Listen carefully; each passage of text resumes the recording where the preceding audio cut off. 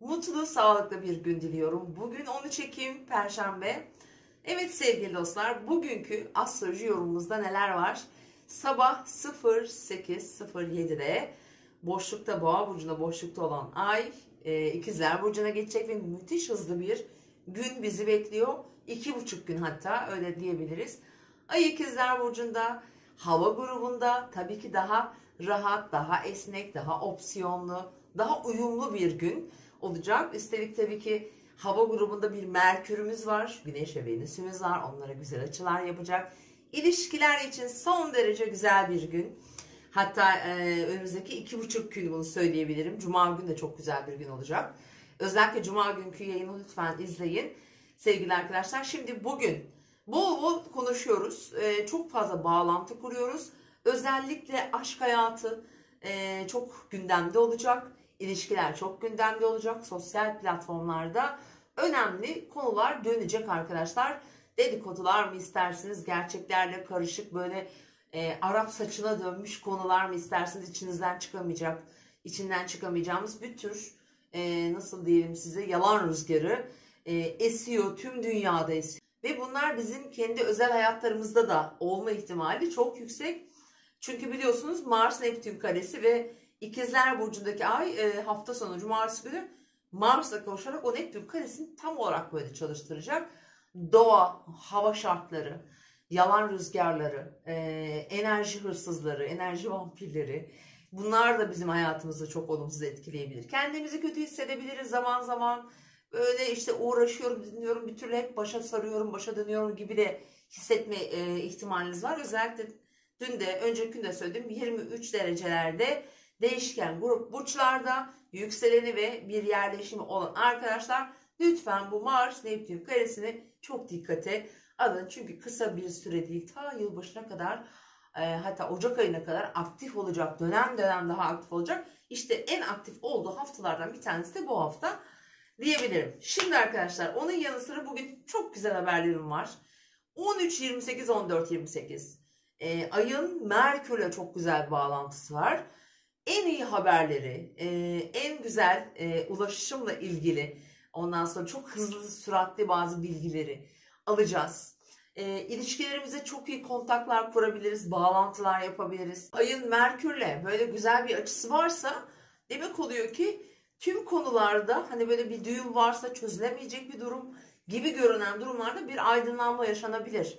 Hızlı bir çözümdür. Öğle saatleri mükemmel.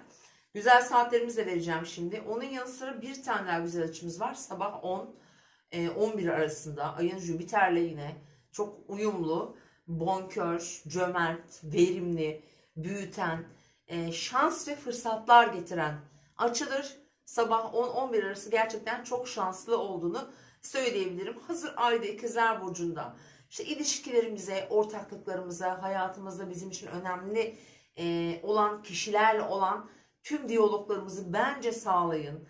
Önemli gelişmeler kaydedebilirsiniz arkadaşlar.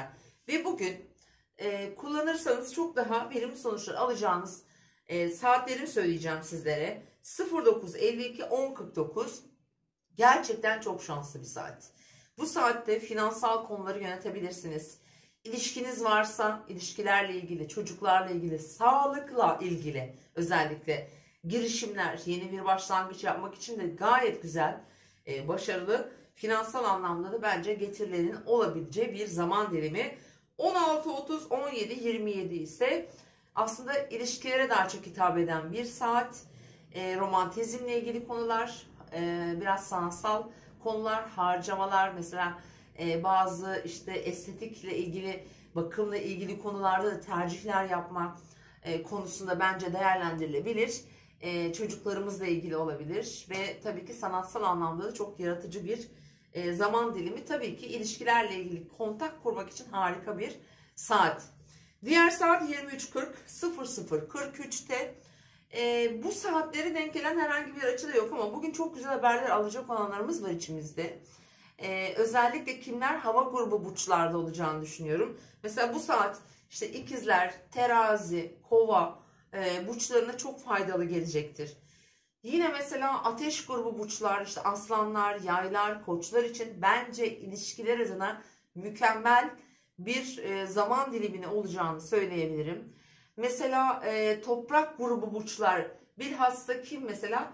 Başaklar, Başak ve Oğlaklar diyelim, daha belirgin finansal konularda özellikle cevaplar alabilirler bugün. Mesela Boğa burçları bugün biraz daha belirsizlikler varsa bir sonraki günü beklesinler, önemli bir konu için, mesela Cuma gününü. Çünkü hala sanki aklında bazı soru işaretleri var gibi duruyor.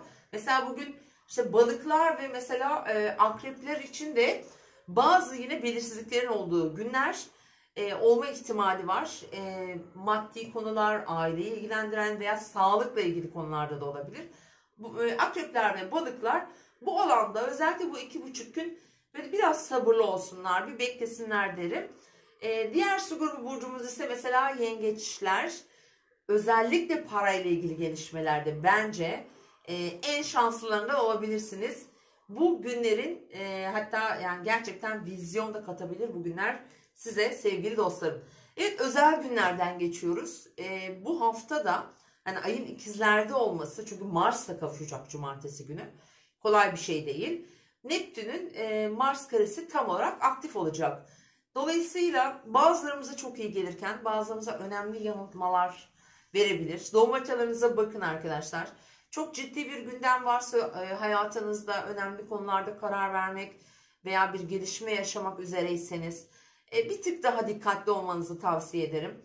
Etki alan burçlar, özellikle değişken grup burçlar buradan tabii ki daha fazla etki alıyor, ama bu demek değil ki diğerlerimiz almıyor.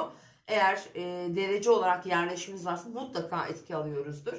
Ve bu uzun sürecek. Bu kısacık bir günlük, bir haftalık değil. Biraz önce dediğim gibi ta Ocak ayına kadar sürecek bir süreçten bahsediyoruz. Evet, su ile ilgili sınavlarımız da olma ihtimali yüksek bu arada. Tekrar hatırlatmak istiyorum. Sevgili dostlarım, gerçekten enteresan gelişmeler.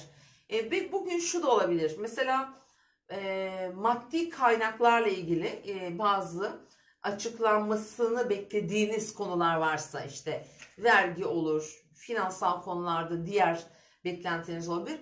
Pazar gününden sonra özellikle burası daha güçlü çalışacağını söyleyebilirim sevgili dostlarım. Ve onun yanı sıra mesela bugün ne olabilir? Seyahatler, uzun yolculuklar, trafik, hava koşulları gündemde olabilir. Onun yanı sıra bugün ne gündemde olabilir mesela? Evet, aşk hayatı çok iyi olacağını söyleyebilirim. Mesela bugün düğümlerin bir etkisi var mı? Düğümlerin bir etkisi yok, ama şöyle de söyleyeyim. Sürprizler de olacak bugün. Mesela saat 18.57, 19.57'de Uranüs-Venüs güzelliği var. Bu ilişkilerde çat diye bir koparma getirebilir. Mesela kaç derece? 17 derecelerde, işte Boğa'da, Akrep'te efendim bir yerleşiminiz varsa, Aslan'da ve Kova aksında yine ilişkiler, finansal konularla ilgili konularda böyle önemli bir hareketlilik bekleyebilirsiniz sevgili dostlar. Evet arkadaşlar, güzel bir gün diliyorum. Unutmayın ki gökyüzü hiçbir zaman bize şu anki o yansıttıklarını, eğer biz farkındaysak, eğer biz biliyorsak bize onu geçiren, yani insanoğlu her şeyin üzerinde bir iradeye sahip çünkü. Olumlu bir etkiyi olumsuza çeviren de biziz.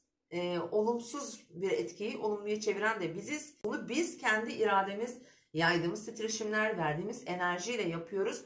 O yüzden sakın ola ki arkadaşlar olumsuza değil, olumlu olana odaklanın, iyi olanı düşünün lütfen. İyi olanı kendimize çekme gücüne sahibiz. Şöyle söyleyeceğim.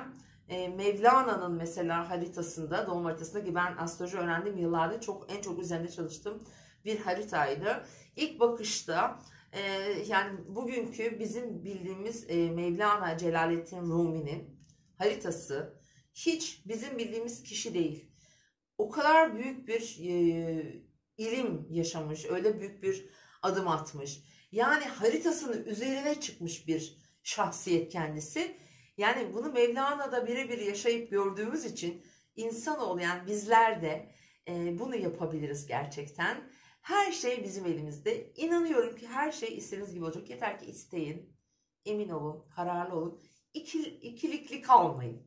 İkilikli kalmak her zaman kararsız olmak demektir. Derler ya, kötü karar bile kararsız kalmaktan daha iyiymiş sevgili dostlarım. Yarın yine görüşmek üzere. Kendinize iyi bakın.